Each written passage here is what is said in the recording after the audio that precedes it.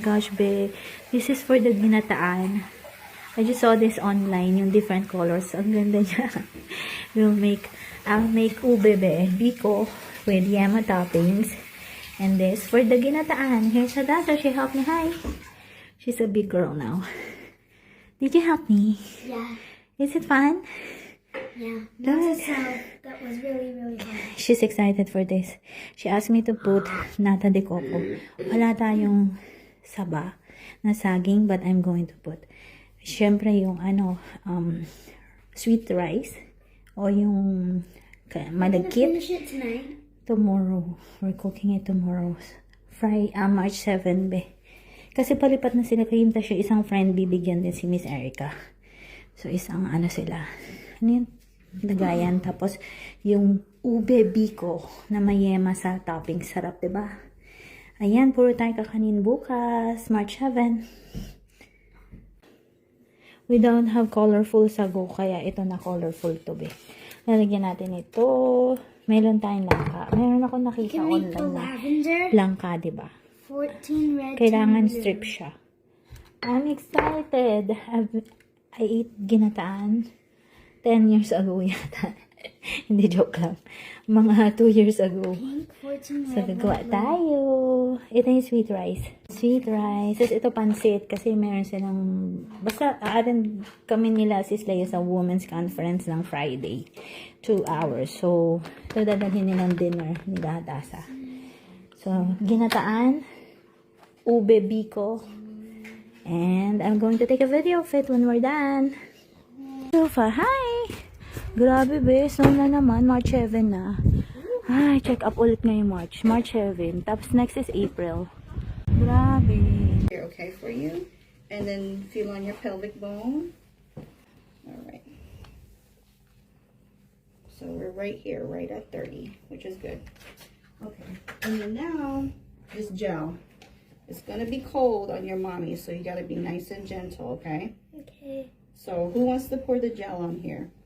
Okay, you got to eeny, miny, mo it. That's a tiger bites. It's always like a eeny, miny, Okay, so you're putting the gel on. Yeah. Okay. That means you're holding, you both can hold it, okay? Okay. Okay, so do me a favor. Take this and squirt a little bit of gel onto here. Right on top of it. Oh, we need more than that. Squeeze a lot more. There you go. Nope, more than that. There you go. Perfect. Okay, I'll take this. All right. It's a really, really clear gel. Yeah, it's going to be cold too. So I'm going to turn this on. Actually, I'll tell you what. Here, you turn that on. Press that button. There you go. That's loud. Oh yeah, let me turn it down. So I'm going to turn it down. And then you can take this, pull it right here where my fingers are, and then place it right on your mommy's belly, flat. There you go. You got it on the first time. It's a heartbeat, Hannah. Yeah. You want to hold it? You want to try it? Here you go. You try it. Right here? Yep. Put it right there. Pushing it just a little bit harder. There you go. Yeah. 142. So I will take this and I'll turn it off. Cool. Thank you for helping me. Wow. That's exciting. All right. You guys can have a seat. All right, Say we're all thank done. you.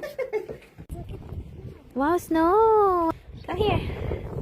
Oh my gosh, I can't believe it. I love it so much. Snow. Wow, Beo. It's ready na. Gawa tayo ng biko, ube. Sarap. I just put ube there. Tapos nilagyan ko nito. So, ibuboil ko na lang siya. Lulutuin ko yung bigas. Para ube na siya pagkasahin. Gawain na naman ang tamad. Nagmamadali. Hindi, kasi di ba yung iba, nakita ko sinaing nila, tapos hinalo nila. Ako, hinalo ko na siya. Pero nilagyan ko to ng gata. Nakakatawa. Para ube na siya, excited ako makitang ube eh. So I'm excited. Beautiful friends, this is purple yam. This is yummy. Originally this is brown. I'm going to add sugar later. I have a little bit more ano dyan. Ewan ko ba naglilihi nga ako, naglilihi. I'm craving for kakanin now. It's a Philippine dessert. So I'm making it. Usually it's really just brown because of the brown sugar and coconut milk, and then it's sweet, and then you're going to put any toppings that you like. That there's one that's now that's a trend. It's yema, so I'm putting yema on this after. But let's just cook this first. Okay, maluluto na yun guys. Mabilis siya. So we're just going to add sugar later. And the toppings. Okay, dinagdagan natin ng white, and then the kids are making the green. They're helping me. Look, oh, we need to clean this bit. I'm excited. Hadassah is making the yema. Is it fun, Hadassah? Yeah. It's ready. It's kind of sweet, but I'll add more. Look at the color, it's so cute. Ginataan, and then yung ube biko. Ang bibigyan natin si 1, 2, 3, 4 families. Pero parang lang, plate lang siya be. Na platito. Lalagyan natin ito ng yema on top. Ang dami niya be. Ito lang, 2. Okay, let's finish this. If you friends, let's try this. It's yummy. Kakanin. Come on, one more. You should have yema. I'm sure you will like the yema. It's different because it's ube, and I love ube. Okay, yummy. Okay, let's give Kim and Miss Erica. And si Chris pala yung neighbor natin. Okay. This one is with yema, but I think I still have to. Yeah. Thanks. I think you tried yema before. Once you eat it, Hannah, and Be careful, it's hot. It's really hot. Hannah, once you tell me what it tastes like, I'll tell you what the yama is made out of. That's a cocoa. Philippine kakanin. Do you like Philippine kakanin? Do you like it? I miss this so much. It's made Okay, you can hold this, condensed Hadassah. milk and eggs. Yeah, Hadassah knows how to cook it already. Did I say that's just a Yeah, cocoa? and Hannah too. And, it's not made with that. Yummy?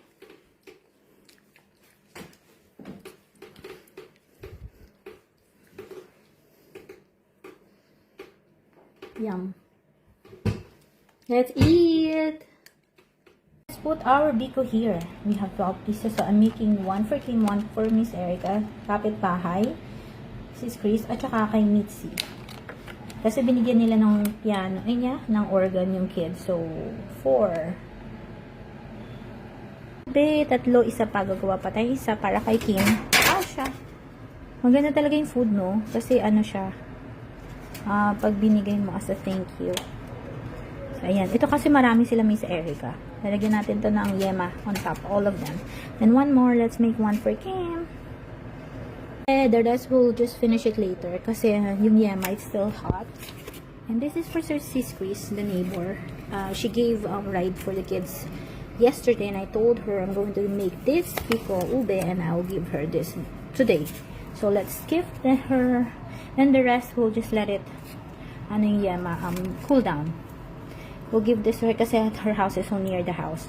So we're done. Ay, salamat. And we have like 4 of this for here in the house. Marami pa siya, as in isang big plate, 1 big plate, and we'll put yema on it also. Then the ginataan is almost ready. We're going to put strips of buko strips since I have leftover, but in the Philippines we don't put it, right? Sometimes they put, but I'm going to add. And then some people put a little bit langkas or just on toppings. I will give. So ayan be, we're done. Almost finished. Yan, mas snow pa rin be. Hindi, konti na lang. Ayun, bigay na natin. Ang cute nito. Ito yung bahay niya, next to the house. Kalapit kong bahay. So ayan. Ang sarap ng kakanin be, no? Kain tayo. Natatakam na ako. 2 more. Last 2. Let's put the yema. I wanna eat already, but let's just finish this first. Nakakatakam. Ito yung leftover be. Parang isang plate pa to. Pero ilalagay ko to sa circle plate. Nagugutom na ako. O kaya lagay ko kaya doon, no? Sa box. Ayan, be. It's done. Ang hirap dapat pala yung Emma hindi masyadong dapat medyo liquid siya. Kasi I need to swipe it. Ayan. Marami kasi sila. Sila Miss Erica. Ang sarap. Let's eat. Ayan. Ay, let's eat. Let's give this. Okay, done. Perfect. Ayan, tapos na natin. Mauna yung Emma. Let's just try. Ilan dangkal to, be?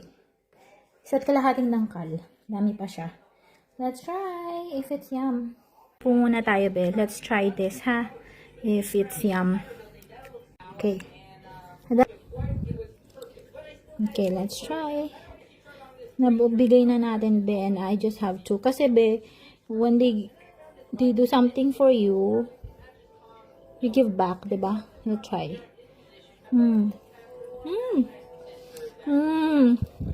Nakakamis. Grabe, nakakamis ang kakanin. Let's eat. We're going to add this, be. Because this is a left. Meron pa tayo natong natira. Leftover. This is a coconut. And then, nata the coconut strips. Para mas masarap siya, be.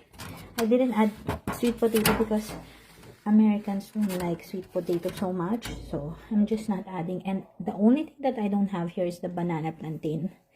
Some of them put flour on it shaped, but some of them just got it, diba? This one, just to put on top. To make it pretty. Colorful, ginataan. Okay, let's finish this. Put pa yung leftover, we're going to give Miss Erica. So, that's one is for Kim. This one is for Kim. Kasi palipat na sila, so true. Kasi niya naman ako last time. She gave me a Japanese dessert. This one is colorful, so I'm going to give this them. This one, we don't have sago that's colorful, so I made this. I just copied online. They made it colorful para maganda siya, be. Okay, let's put the jackfruit. Wow, ang ganda niya, be. Pero hindi siya masyadong saucy, no? Padagdagan na lang natin sa kanya ng coconut milk if they have, or milk. Okay. And so we'll try it. Make sure that you try the nata. That's her favorite, so I added nata de coco, be. And then the colorful. Try the colorful, Hadassah. She helped me with this, be. She made the green, and Hannah made the green too.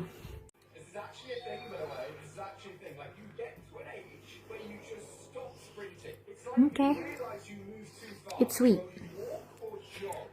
Try natin. Hannah is still sleeping. You want more nata? There's more nata here, oh. I just added this buko, be. Here, on my, here. That's her favorite. Ang kulang dito, be, yung banana. Usually, we like it with a lot of na bilo-bilo, diba? And to make it colorful, yan, ganyan siya. Nilagyan ko rin itong bilog, be. Okay. Yum. Enjoy. That's what you made.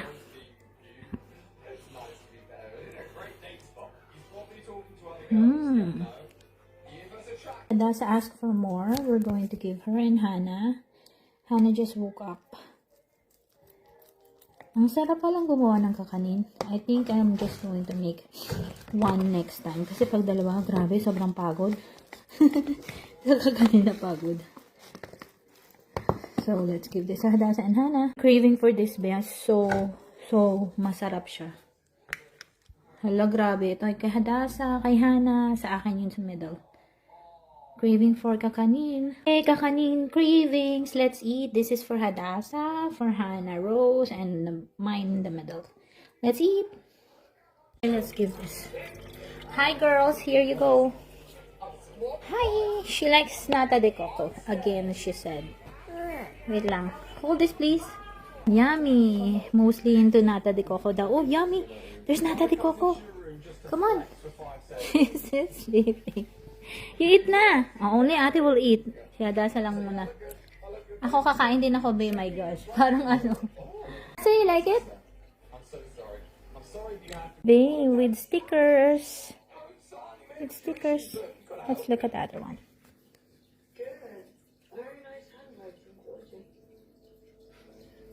Okay. Bibigay natin ito na Kim remembrance kasi pupunta na sila sa Okinawa. They're going to Okinawa. And we're going to add this. Andiyan yung mirror na cute. Another mirror yung white. Yung parang Victorian style. Tapos ayun parang flower. Oh my gosh. Malungkot sila. Bilipat na sila. Mga ipit na mga kids. Saka jewelry box nilagayan. Ayan siya magpasalubong na. Ito. Tapos ito. Kakanin. Nalagay ko to sa ano. Kasi matatapon to sa akin eh. Hatid natin sa bahay nila.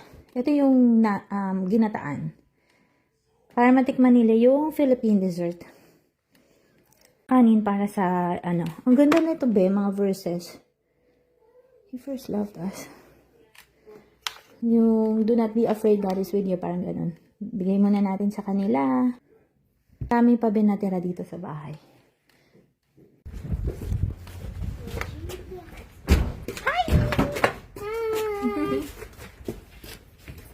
Ayan na yung bahay nila. Oh, yan. Ilalagay na lang. Thankful I have this. I knew it. I bought it in Syria, yung lagayan. Kasi minsan namin na-rush eh.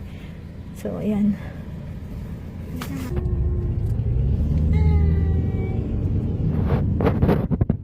Bacon.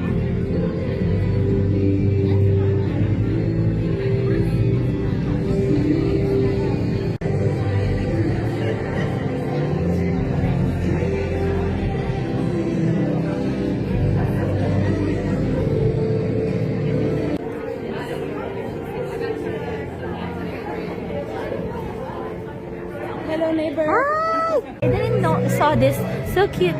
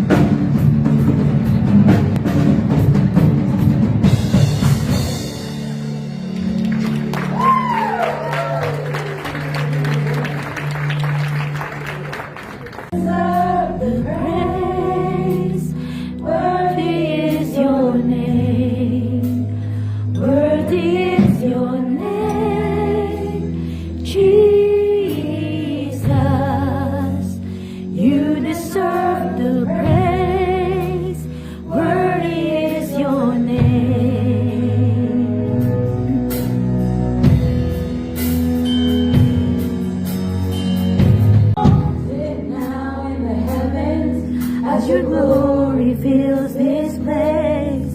You alone deserve our praise. You're the name above all names. Be exalted now in heavens as your glory fills this place. You alone deserve our praise. You're the name above all names.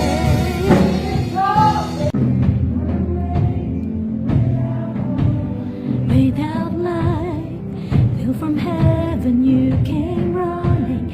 There was mercy in your eyes. The law and prophets, to a virgin came the word. For a throne of endless glory, to a cradle in the dirt.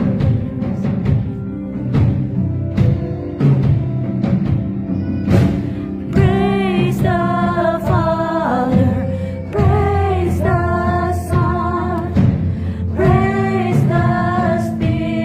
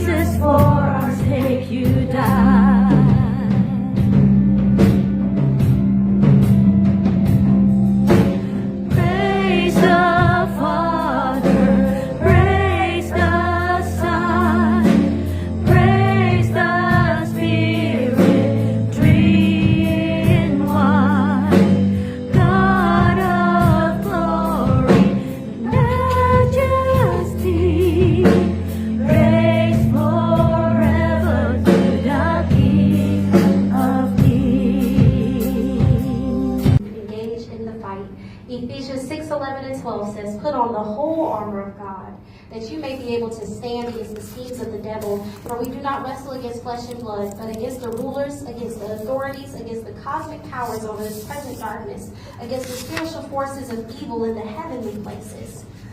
When we start this passage, put on the whole armor of God, it don't say maybe put it on. It don't say if you feel like putting it on. It says put on the whole armor of God. One thing you can guarantee is that trials and tribulations will come, right? And there are times where you will know that you are under full attack.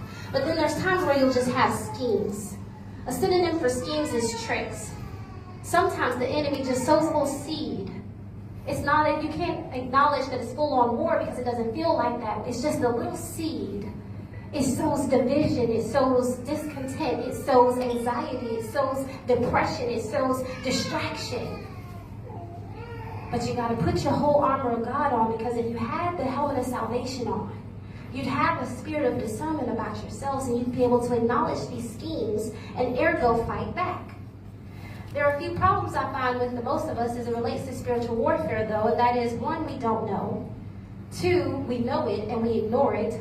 Or we think it's someone else's fight to fight. We leave it to the pastors and the elders of the church. We think they're the only ones supposed to be fighting this fight, but that is a lie from the pits of hell. And the third one is, we know it and we opt out of the righteous fight, meaning we choose the natural fight. The word tells us that we wrestle not against flesh and blood, but as soon as the flesh gets a little bothered by another flesh, we want to attack that flesh.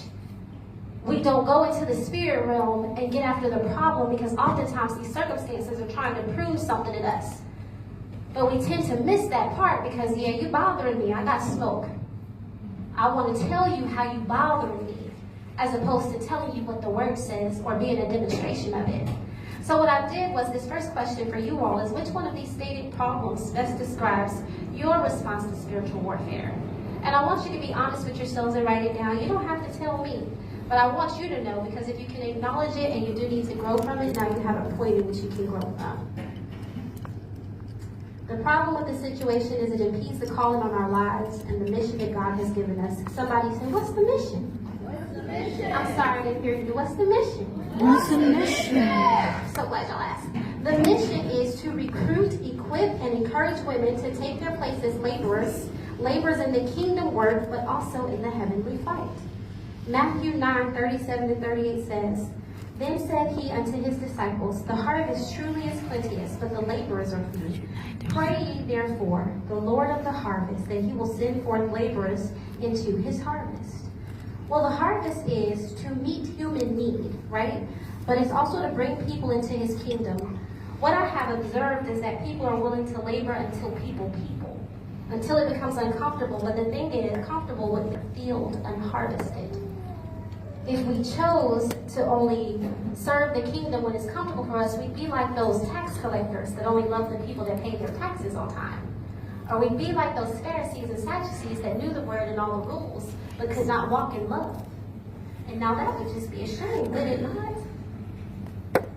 Yeah, that would be a shame. Thank you. So this mission, operation order, is called execution. We use our spirit-active disciples that disciple while making the body. I've broken this section down into 5 different sections, so bear with me. Discipleship will be our first section. Matthew 28:19-20 says, Go therefore and make disciples of all nations, baptizing them in the name of the Father and of the Son and of the Holy Spirit, teaching them to observe all that I have commanded you. I am with you always to the end of the age. I kind of feel like this was a step process, but because a lot of us like to teach, we'll just jump into the teaching. But we ain't out here bringing people into a discipleship relationship and talking to people about baptizing and telling them what the communion means. We're not talking to them about the core principles of our faith, because we want to make sure that they know that we know a lot of verses in the Bible. But that is out of order. I want to be clear what I'm asking about when I say be a disciple, because I believe our generation has gotten loose with the term. So that first fill in the blank says, or the second one, a follower is not necessarily a disciple, but a disciple is always a follower. And some of you may be wondering why, and the reason is discipling would require me to open my life to you. You would need to see me in my most intimate spaces. You need to see my responses to hurt, to pain, to trauma, to anger, to sadness. You need to see if I'm going to really lean on the word when life hits, or if I'm just going to come in Bible study and tell you all the pretty scriptures and make you think I'll lean on the word. Without you having that tangible evidence of faith at work, the Bible then becomes like a book that we read. But the word tells us that the word is alive and active, that it's still doing things. But we need to see those things. This is why we are called into discipleship. So you have a cute little graph, and above it says, a disciple must walk worthy of the calling on mine, maybe not yours. But it says a disciple must in one column, and in the next it says a disciple that disciples must. So we're going to do some comparing and contrast. And hear me when I say, if you are a disciple that does not disciple, this is not a jug at you. This is hopefully opening up your eyes to an area that we can grow in. And if you are a disciple that disciples, I pray that you would hear me when I say we need to recruit more disciples that disciple. So on the left, a disciple must deny his flesh and follow. On the right-hand side, the disciple that disciples must deny his flesh and lead. This requires both humility and following. And the biggest difference here is the disciple that disciples is now following a man in the flesh, a human, a woman. You're following a tangible person if you're a disciple that disciples. And so it may be easy for you to want to try to pick apart their flaws. But this is why, as the disciple coming behind the disciple that disciples, you've got to deny your flesh so that you can follow willingly, even when it doesn't feel good. And then when you're the disciple that's discipling, it takes humility to lead people. It's hard to walk in a room and ask people to follow you, but they don't know you. Yet sometimes we're thrust in those positions by way of being a military member, so then we have to share around that. They talk about Jesus. They're going to talk about you. And I'm like, I know, Mama, but I don't want them to. And the fact still remains. Sometimes I don't want my name in the people use. But it just so happens that it has to happen that way. But above reproach means that I can say in my heart that it is not true. And then all is well between me and the Lord. The last thing a disciple must do is be submissive. And I want to define that for you, because I think sometimes we think that means I have to be obedient to a fault, when that is not what that means. What submissive means is if I should choose to do the wrong thing, it should be out of righteousness. But then I should also submit myself to that authority so that I can deal with the consequence. Does that make sense? Yeah? Yeah? So we have to give ourselves over to those in authority. And one example I can give you all that I'm sure everyone in this room would probably know is Dr. Martin Luther King Jr. When they would march and they would do these sit-ins, they would be submissive then to the law that would come in and carry them out and take them to prison. They did not fight back because they wholeheartedly understood that they were breaking the law. The motive behind breaking the law was righteous. And then when the law came, they yielded themselves over to the law to be punished. That is what being submissive means. And then for the disciple that disciples, you've got to be approachable. Y'all, my resting, not so good girl face used to be strong with me. But it makes people feel like I can't come talk to you. I don't know what you're thinking, so I'm not walking over there. So one of the things God allowed me as I got to know him better, I should make eye contact with you, maybe smile, maybe, hey, how you doing? You know, just genuine kindness. So that people know that it's okay to come talk to you. Jesus said this about his disciples, Matthew 16:24-26. Then Jesus told his disciples, if anyone would come after me, let him deny himself and take up his cross and follow me. For whosoever would save his life will lose it. But whoever loses his life for my sake will find it. For what will it profit a man if he gains the whole world and forfeits his soul? Or what shall a man give in return for his soul? The last few things about discipleship are this. A disciple denies herself. She knows her life is not her own. If we are going to be true Christians, this means we are going to take on the identity of Christ. His life was not his own. His life was not his own. Oftentimes I think about the Jesus who was on the way to grieve the loss of his friend in labor, like in kingdom labor work, but then also his cousin. When he got word that John the Baptist had been killed, he was off on his way to go mourn the loss of someone that he loved dearly. But as he was on his way, he was met with people who had needs. They wanted something from him. And instead of him tending to his own need of grief, he genuinely wanted to express his feelings. He said, okay.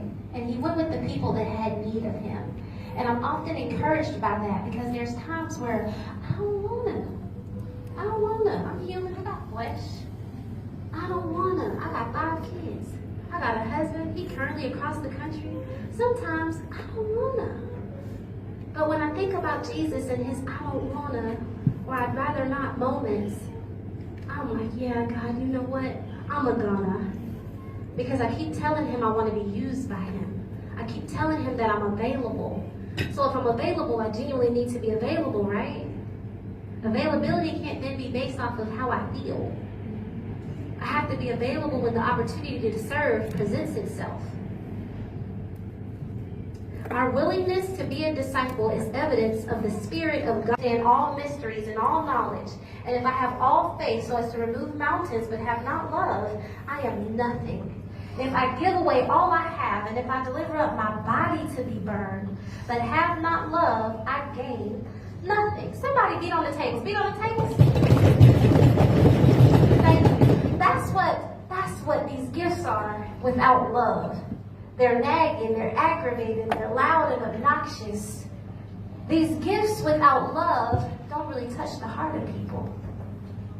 And that renders us helpless.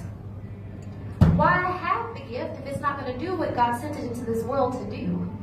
So what if I can prophesy to you if you don't know that I love you and can help you walk through the prophecy? You are his by how you express his love. Not your love language, not your understanding of your love language, but his love, that agape love, that forgiving love, that unfailing love, that love that says, I love you even though I know you avoided me. That love that says, I love you even though life is hard for me right now, I still have time for you. Love is sacrificing. Love should cost you something. It should cost you some comfort. It should cost you some going to bed early. You should be able to answer the phone call. If you get a phone call 10 o'clock at night, oh, girl, I've been gone to bed. Get your butt up and answer that phone. If she's calling you 10 o'clock at night, she probably needs something. Even if it's just a listening ear. It's 5 o'clock in the morning. I'm the only one sending voice memos that early. I don't really want nothing, but I want you to know I was thinking about you. But if somebody should call you 5 o'clock in the morning, answer the phone. You don't get to decide when somebody needs somebody to unite with them in prayer. And you want to be available. You say, Lord, I want you to use me. But only between 8 and 4, Lord. Only between 8 and 4. You cannot do that. So getting into this next section, logistics, this basically means how to ensure smooth operations. Acts 2, 42 and 47. And they devoted themselves to the apostles' teaching and the fellowship, to the breaking of bread and the prayers, and awe came upon every soul. And many wonders and signs were being done through the apostles, and all who believed were together and had all things in common. And they were selling their possessions and belongings and distributing the proceeds to all as any had need. And day by day, attending the temple together and breaking bread in their homes, they received their food with glad and generous hearts, praising God and having favor with all the people. And the Lord added to their number day by day those who were being saved. This sounds like they were doing the work to me. If we're supposed to go ye into all the land and make disciples, it sounds like this is what they were doing. Day by day, their number grew. But we aren't devoted to the apostles' teachings unless they fit into our schedule. We come into the room so consumed with other things that we can't focus on the word. Fellowship is optional. We eat on every occasion, yet sparingly reach for the bread of life. And we pray, but we struggle with fervor, intense or passionate feelings. I ain't asking everybody to be like me. I'm asking y'all to be like Christ.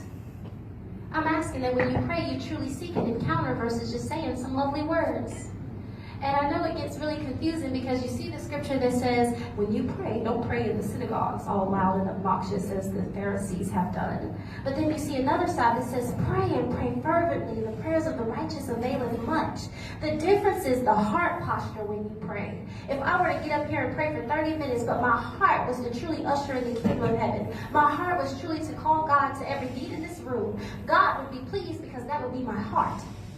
But if my heart were to get up here and pray for 30 minutes so that you could know that I had a lot of words in my head and that I had indeed accomplished some things in life, such as reading the book of Acts, then God would not be pleased with my heart. And you'd probably walk out of this room, bless you, darling, you'd probably walk out of this room not having had an encounter by way of me not calling the Spirit. This should not be the desire. The scriptures do not deny one another. You have to know the heart behind the scripture. If God has placed a lot of words on your heart, I would encourage you to say them. You pray as your Father in heaven has taught your heart.